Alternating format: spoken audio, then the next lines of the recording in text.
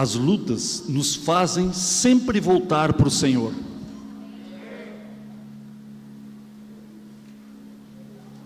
E nós sabemos que a nossa resposta está nele, é Ele que nos dá a segurança, por isso a gente vem para o Senhor. E eu tenho notado na igreja, porque eu oro com muitas pessoas, eu tenho uma lista de pessoas que eu oro todos os dias, eu e minha esposa. E eu tenho percebido que algumas pessoas estão vivendo os seus problemas sozinhos dentro da igreja. Por algum motivo, elas querem passar aquele problema sozinhas, querem passar aquela dificuldade sozinhas.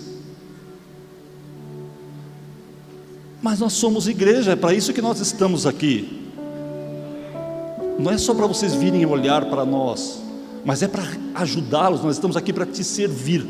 Servir pregando a palavra? Sim. Servir cuidando de você? Sim. Aqui está sentados os diáconos, os presbíteros dessa casa. Por favor, fiquem em pé. Eles não são só pessoas bonitas enfeitando cadeiras. Verdade. Eles estão aqui para servir. Eu sou presbítero com eles. Nós estamos aqui para servi-los. Então não fique sozinho. Divida a sua carga, o seu problema, a sua dificuldade com esse pessoal. É para isso que nós estamos aqui, como igreja. E eu vou provar para você que isso é bíblico. Olívia, Tiago 5,14, Olívia, por favor. Está doente algum de vós? Chame os anciãos da igreja e esses orem sobre ele, ungindo-o com óleo em nome do Senhor. Na minha versão diz assim: se alguém está doente, que mande chamar os presbíteros da igreja, para que esses orem sobre ele e o unjam com óleo em nome do Senhor. Então, nós fazemos parte, nós temos um chamado para atender vocês. Por favor, não fiquem sós, tá?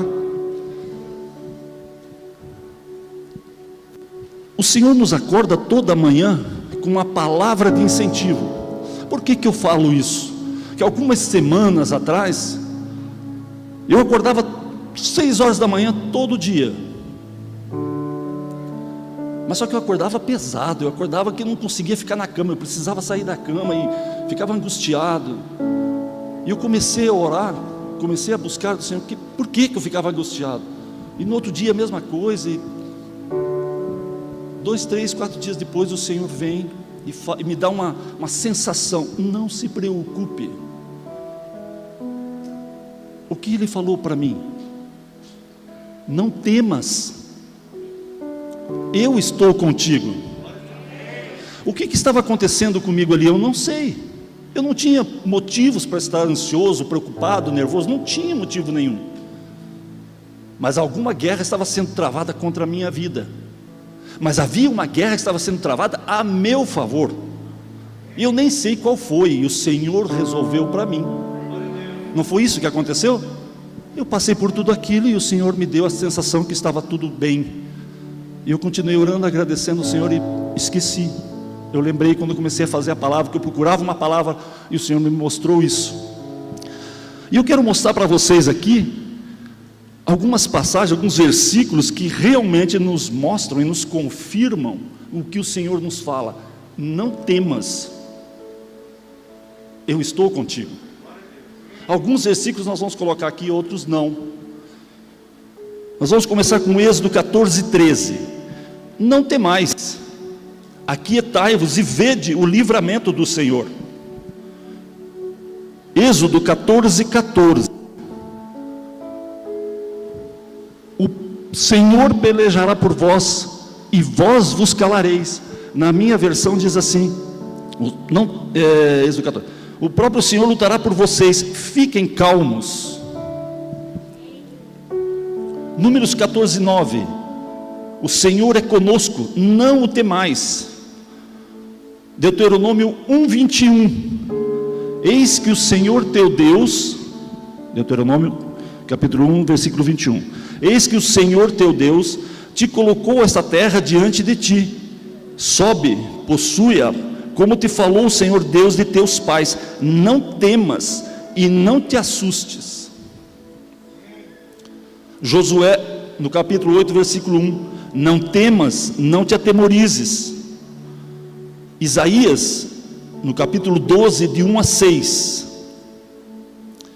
orarás naquele dia. Eu vou ler para a minha versão aqui, que está mais fácil. Orarás naquele dia: graças te dou, ó Senhor, porque ainda que te iraste contra mim, a tua ira se retirou e tu me consolas. Eis que Deus é a minha salvação, confiarei e não temerei, porque o Senhor Deus é a minha força e o meu cântico, Ele se tornou a minha salvação. Vós com alegria tirareis águas das fontes de salvação. Direis naquele dia: dai graças ao Senhor, invocai o seu nome, tornai manifestos os seus feitos entre os povos, relembrai que é excelso o seu nome, cantai louvores ao Senhor, porque fez coisas grandiosas, saiba-se isto em toda a terra. Exulta, jubila, ó habitante de Sião, porque grande é o Santo de Israel no meio de ti. Promessas para as nossas vidas, é a palavra de Deus para nós. E o que eu estou fazendo aqui? Eu estou apenas mostrando, manifestando a palavra de Deus para nós como igreja, porque o que nós precisamos é dela nas nossas vidas. Amém? O Senhor começa nos dando um ânimo, não é? Não importa qual a nossa necessidade, na cruz o Senhor já falou: está consumado. Na cruz o Senhor chamou para si tudo aquilo que havia de pior sobre nossas vidas, os nossos pecados, as nossas dores, nossas enfermidades, nossos medos, angústias, depressão, e seja lá o que for, o Senhor trouxe para Ele. Então nós não precisamos temer.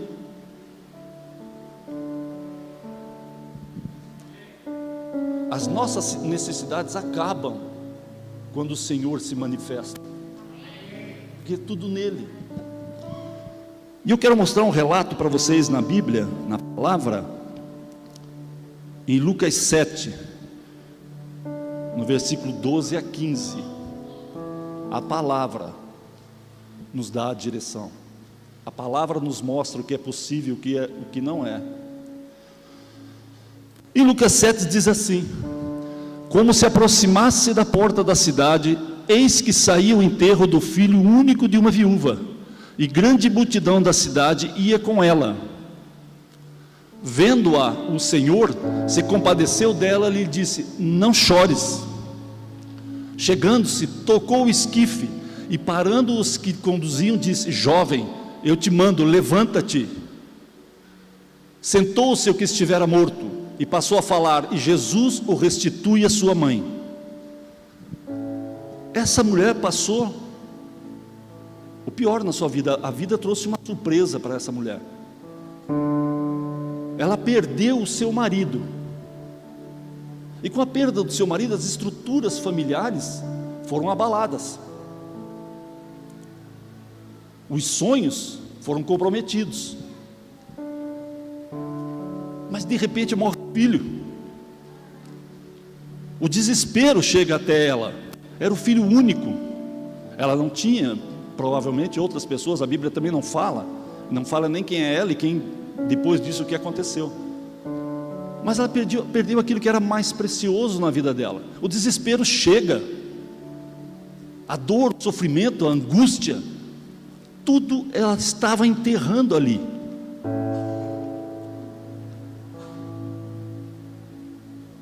Será que nós conseguiríamos enxergar isso como seria doloroso em nossas vidas?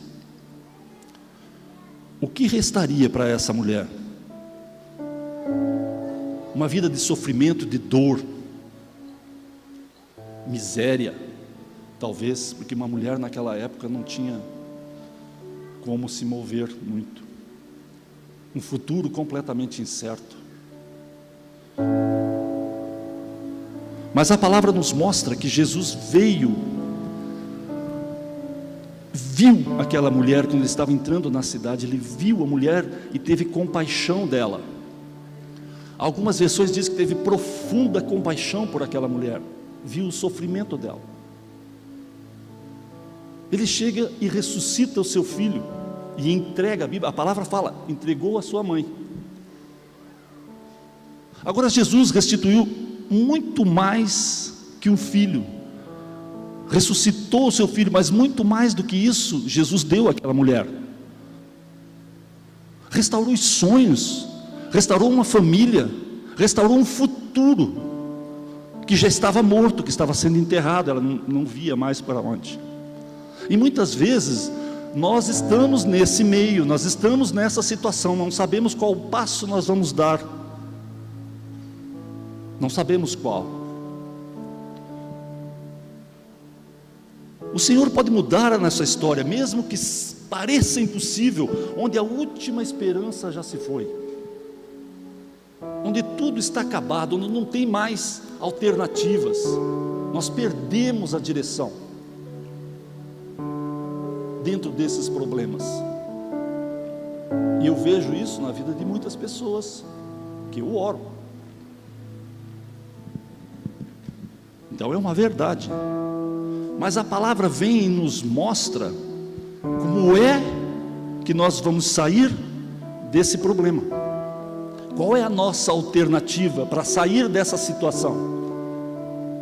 No Salmo 37, no capítulo 5, está escrito lá: entrega o teu caminho ao Senhor, confia nele, e o mais ele o fará.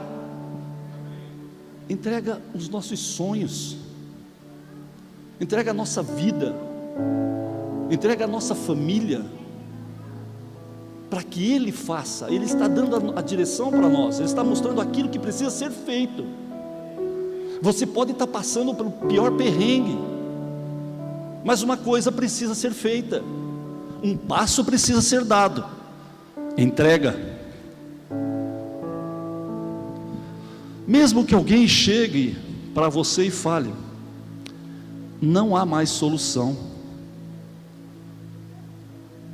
não há mais solução para o teu problema, não tem mais jeito, não tem mais jeito para o teu casamento, não tem mais jeito para a tua empresa, para os teus relacionamentos familiares, para a tua enfermidade, não tem mais jeito, os teus sonhos acabaram aqui. Alguém pode vir e falar isso para você, alguém pode te dar um diagnóstico desse, mas quem você vai ouvir para iniciar uma situação dentro da tua casa, dentro da tua vida? A pessoa que te dá esse diagnóstico, ou alguém que está comprometido com a palavra para te ajudar nessa hora difícil? Porque esses aqui estão comprometidos com a palavra. Eu estou comprometido com a palavra. Então nós vamos estar junto com você, para que você não fique só. E vamos buscar junto com você uma resposta em Deus, e Deus vai te responder, porque é promessa dele. Não temas, eu estou contigo. Então nós, como igreja, precisamos começar a entender o que nós estamos fazendo muitas vezes aqui. Cada um de nós tem um recurso. Vocês têm os pastores, vocês têm os presbíteros, os diáconos que dão todo o apoio e que estão habilitados para isso também.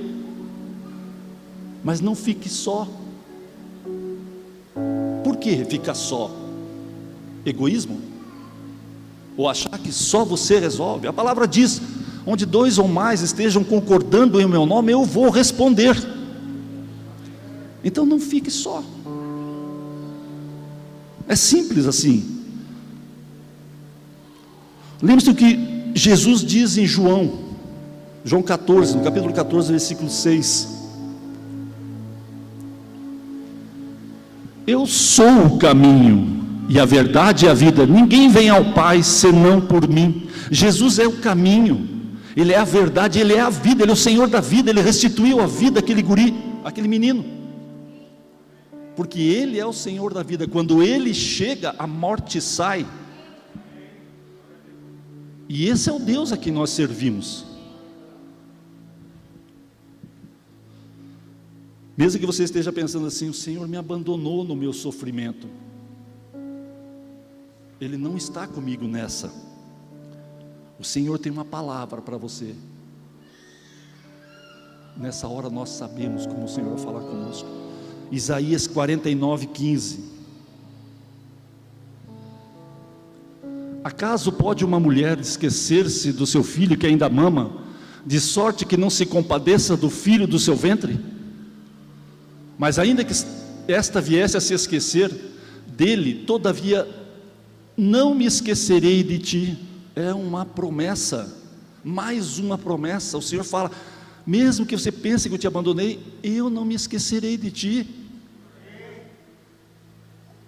Nós precisamos começar a olhar para a palavra e buscar o que Ele está falando conosco. Qual é a segurança que Ele está nos dando? Uma palavra dessa pode ser para qualquer problema que nós estejamos enfrentando aqui. Cada um de nós enfrenta uma situação, e nós precisamos muitas vezes que Deus nos fale. Mas se nós ficarmos simplesmente só, ou sem se mexer, nós não vamos dar o passo. A palavra não vai falar. Você precisa confiar, você precisa acreditar, você precisa buscar, você precisa estar, você precisa manusear. Hoje quase nós não carregamos mais uma Bíblia, é só celular. Eu também uso no celular, mas eu tenho mais dificuldade, eu prefiro aqui. Na nossa vida espiritual, quando nós estamos ao lado do Senhor, tudo é maravilhoso, não há problema.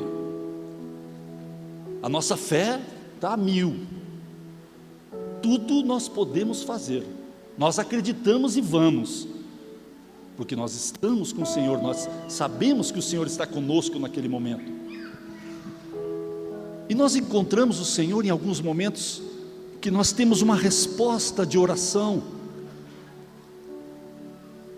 Quando nós vamos num culto e alguma palavra mexe conosco,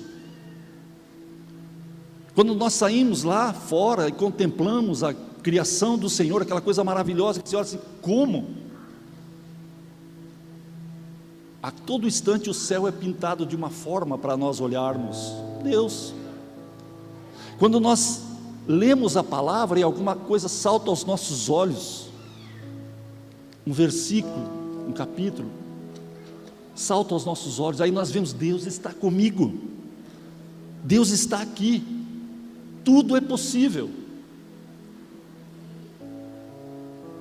Mas há momentos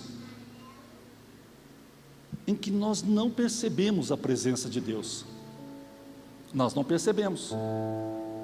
Mas isso não significa que Deus não está perto, que Deus não está presente nas nossas vidas. Jacó, lá em Gênesis 28, no versículo 16, ele disse assim: despertado do seu sono, disse: na verdade o Senhor está neste lugar e eu não sabia. Jacó estava cansado, pegou uma pedra, colocou, dormiu e teve um sonho de uma escada que subia e descia. Os anjos subiam e desciam, e o Senhor estava ao lado dele, a palavra fala, falando com ele e mostrando para ele o que seria, como seria e o que era tudo aquilo. E ele desperta e fala assim: o Senhor está aqui, eu não sabia.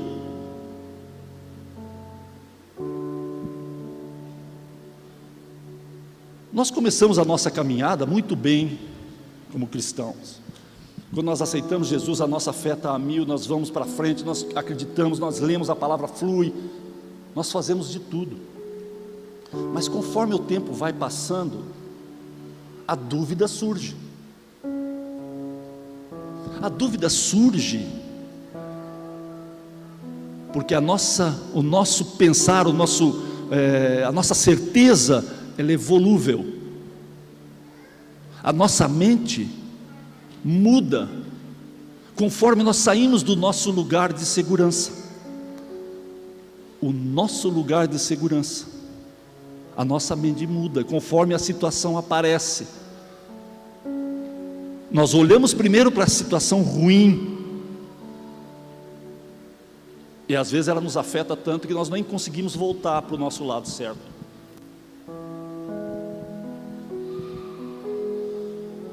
Como confiar em momentos desesperadores? Como daquela viúva, que o filho acabava de morrer. Como confiar que Deus vai ressuscitar? Você já se imaginou num avião e você tem que pular de paraquedas? Ou você numa ponte de 100, 120 metros de altura e você precisa fazer um bungee jumping? Você olha para o nada e você fala assim, eu vou fazer isso?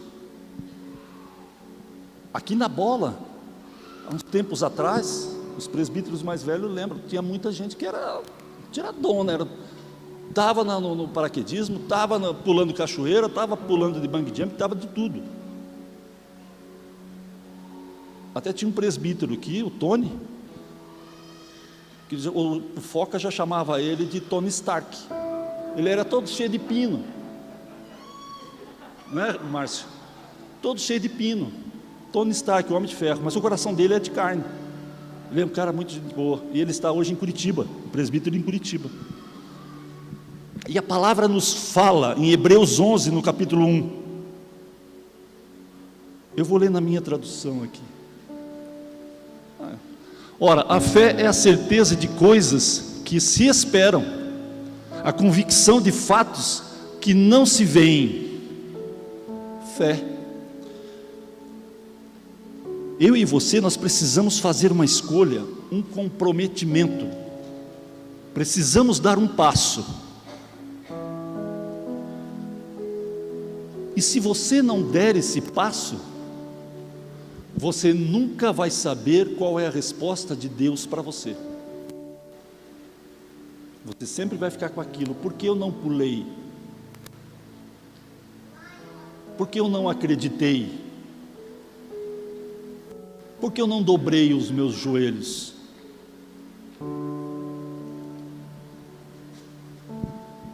Para você pular do avião, de paraquedas, você olha aqui e já treme. Se você botar o narizão como o meu assim, o próprio vento já é capaz de te tirar do avião. Você precisa fazer um comprometimento para você estar aqui. Para que você dê esse salto, você precisa se comprometer. Se comprometer em conhecer os instrumentos que você vai usar, o equipamento que você vai usar, se o paraquedas é adequado para você pular. Se você já sabe como pular, porque para pular primeiro você tem que fazer um treinamento em terra de como pular, para que você não se espatife até no avião. Eu não sei como é, porque eu nunca pulei e não vou fazer uma loucura dessa, não tenho espírito suicida. Mas você precisa tomar uma decisão. Para você pular da ponte, você precisa se comprometer. Você precisa saber se a corda está amarrada na ponte. Você precisa saber se a corda está amarrada bem em você, se ela não vai arrebentar, se ela é o suficiente para não deixar chegar você até o chão, se ela tem altura suficiente para isso. Há uma série de coisas. Você tem que conhecer toda essa situação, se comprometer em saber, para você poder dar o passo.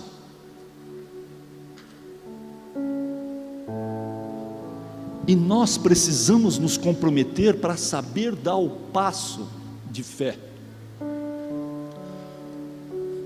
Como você vai acreditar na hora da tua dificuldade? Como você vai ser assertivo e não duvidar na hora que o problema chegar até a tua vida, até a tua casa, até a tua família? Se você não se comprometeu, se você não conheceu o manual para poder pular, se você não sabe o que o Senhor está falando, e fala pessoalmente, ele não fala, ele fala conosco em grupo, mas fala pessoalmente. a decisão é nossa com Ele, e Ele vai falar para mim uma coisa que vai falar para a pastora Rose, diferente da mesma palavra. Então nós precisamos manusear, conhecer, se comprometer, para que na hora da decisão da coisa ruim, nós tenhamos a resposta aqui, para que a resposta não seja uma coisa volúvel e não venha nos fazer duvidar. Mas você pode estar falando assim, mas pô, você está falando aí, mas você já passou por isso. Eu já passei por isso. Lá atrás, eu perdi tudo. Perdi tudo. E eu só tinha dois caminhos: o mais fácil, ou se acreditar em Deus. Eu ousei acreditar. Foi o que me trouxe salvação, libertação. Mas o meu acreditar não foi assim da noite para o dia que tudo se resolveu. Eu tive que me comprometer com Ele em oração, em jejum, em palavra, em busca, em choro, em lágrimas. Comprometimento. Conhecer o que Ele está falando com você. De repente, a solução apareceu, e eu quase que eu nem percebi, a coisa aconteceu assim. O que nós esperamos? Às vezes nós queremos alguma coisa imediata, uma resposta imediata, mas você vai ter respostas imediatas, como eu tive quando eu estava acordando pela manhã, por causa do meu comprometimento. Eu creio assim. Eu não precisei nem saber o que estava acontecendo, mas coisa boa não era, porque realmente eu acordava. Eu falei até para minha mulher, que nem sei onde ela está agora. Eu falei para minha esposa, falei: olha, estou acordando mal, eu não sei porquê, mas estou... Então nós sabemos que Deus tem a resposta, às vezes por coisas pequenas, coisas que a gente nem sabe, que nunca nem vai saber, mas problemas que nós estamos passando, que nós precisamos de uma solução. Sem manusear o que nós temos na mão, nós não vamos chegar lá. Isso aqui é uma preciosidade. Não é uma lista telefônica, é uma Bíblia. Nós não podemos dar espaço para dúvidas,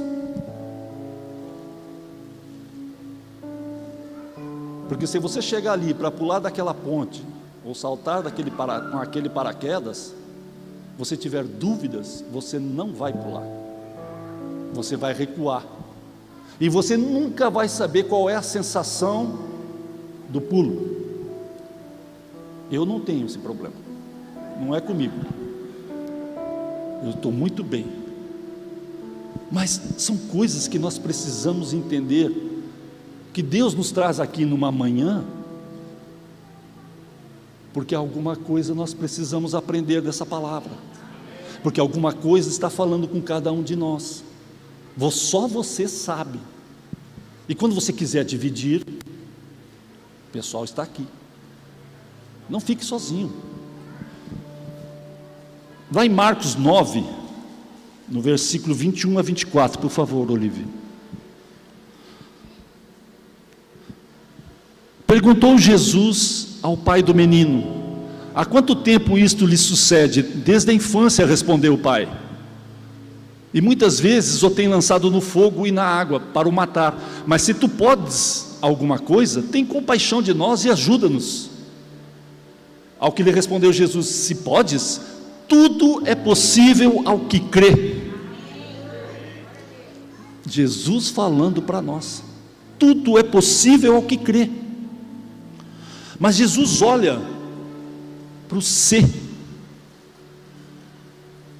podes. Aquele menino estava endemoniado, e o pai que amava aquele menino, ele estava levando em todos os curandeiros da época, e nessa passagem, nós não lemos antes, mas ele leva para os discípulos de Jesus, e eles não foram capazes de curar o guri, expulsar aquele demônio,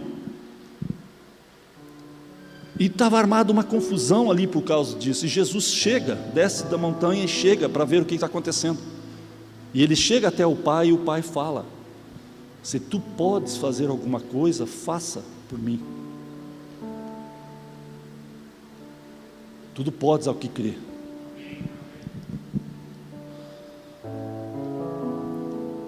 no 24 diz assim: e imediatamente o pai do menino exclamou com lágrimas: eu creio, ajuda na minha fé.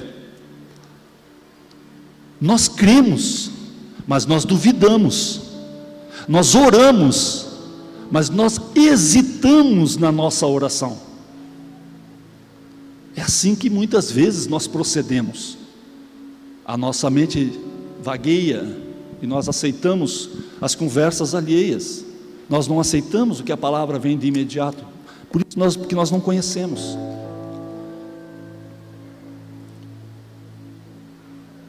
É quando algo dentro de nós nos diz: será que eu posso realmente?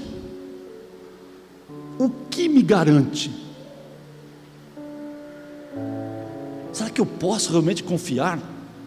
O que pode realmente me garantir? A cruz nos garante, o túmulo vazio nos garante, Jesus Cristo nos garante, o Espírito Santo nos garante, a palavra nos garante que nós chegaremos ao nosso resultado positivo da situação. Eu cheguei no meu, eu alcancei o meu objetivo, aquilo que eu precisava, e eu obtive muito mais daquilo que eu esperava. Eu enxergava uma coisa, que aquela coisa era a bênção que eu queria, aquilo era o que eu estava precisando, mas Deus me deu muito mais do que aquilo que eu pensava. Foi o que aconteceu com a mulher com o seu filho. Ela queria o filho, Deus deu o filho, mas deu muito mais que isso, deu esperança, vida para aquela mulher e para aquela família. É além daquilo que nós pensamos, imaginamos, quando nós temos uma resposta, quando nós ousamos em ouvir ao Senhor, não só nos domingos.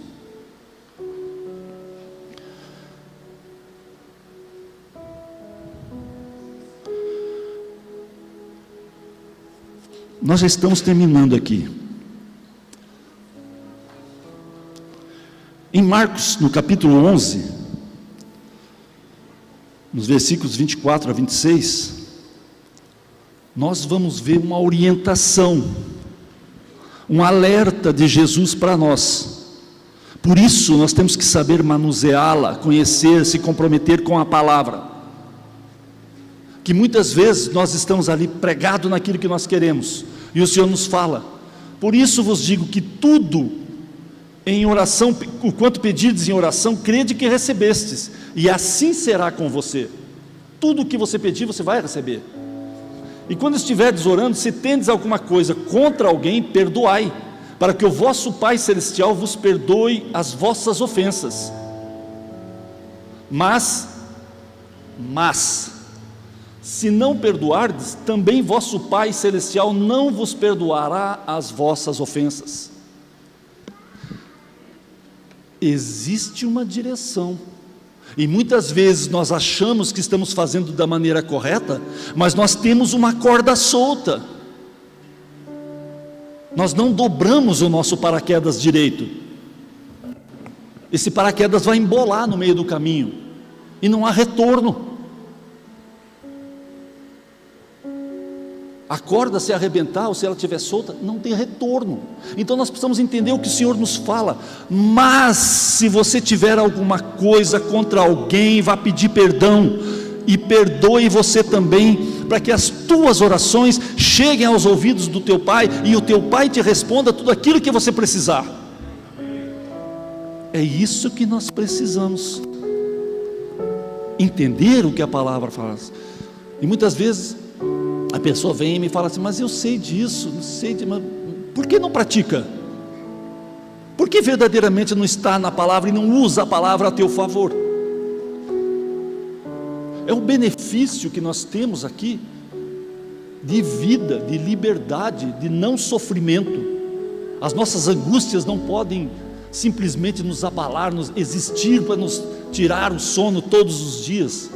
Eu fiquei quase uma semana perdendo o sono, 6 da manhã, mas o Senhor me tranquilizou e eu pude caminhar em paz depois. Eu continuo levantando às 6 da manhã, mas tranquilo, em paz, levanto para fazer meu café, para fazer a minha oração. O que o Senhor tem para mim e para você é paz. A Bíblia diz paz que excede todo entendimento, e é isso que nós precisamos buscar. Amém? Feche os teus olhos por um momento. Vamos ficar de pé. Vamos encerrar esse culto. Eu creio que o Senhor falou com você. Se você teve abertura para ouvir, o Senhor falou com você. Se chegou na tua necessidade, o Senhor falou com você.